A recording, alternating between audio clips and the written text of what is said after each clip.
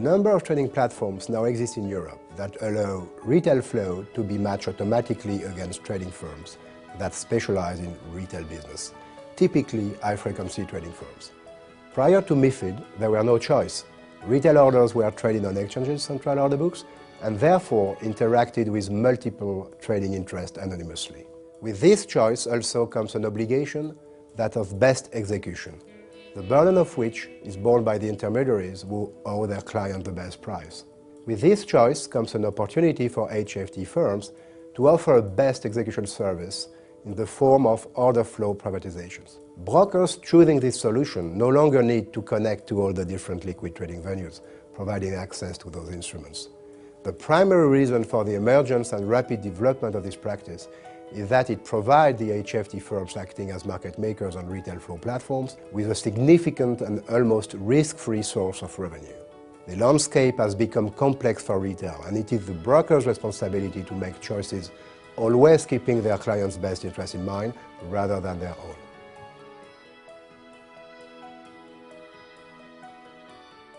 The retail flow trading platforms argue that they are actually offering a best execution service to their clients. And that's a very tempting proposition for a retail broker who has the choice of many different trading platforms and who has to face the cost of potentially having to connect to each one of those platforms. We see that there's a lot of risk associated to that. On the one hand, investor protection is at risk because these brokers are incentivized to choose one platform over another, and at the same time there is a potential impact on the market as a whole, because as these flows are basically being removed from the central order books of truly transparent multilateral platforms, what you can see in the market, the buying and selling interests that are published and disclosed to the market, are no longer truly representative of the interests in that market.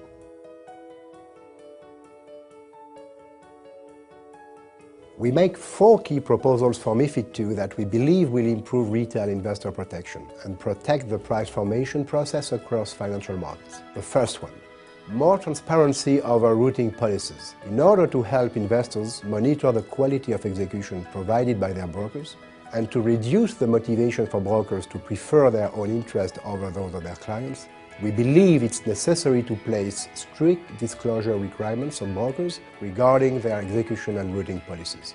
We recommend that brokers are required to publish monthly reports on their execution policy, detailing all the venues to which they route client orders and the nature of the relationship they have with these venues.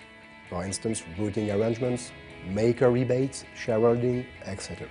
These reports should also include information and data on the quality of execution and any potential price improvement received on these venues. Our second proposal is that we need clearer definitions as to the characteristics and requirements of trading venues under MiFID. These retail platforms have developed as a result of the wide scope for interpretation left under MiFID as to the requirements and obligations of these trading platforms. In order to remove the ambiguity and to ensure that all trading platforms abide by the spirit of MiFID, we highly recommend that a definition be drafted in order to describe very precisely the characteristics and requirements per trading venue type under the new revised version of the directive. The third proposal is that we need a clearer definition of pre-trade transparency.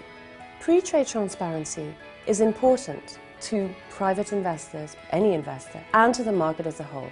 The definition of pre-trade transparency is basically the disclosure to the public of the bid and offer prices and the depth of trading interests present at those prices.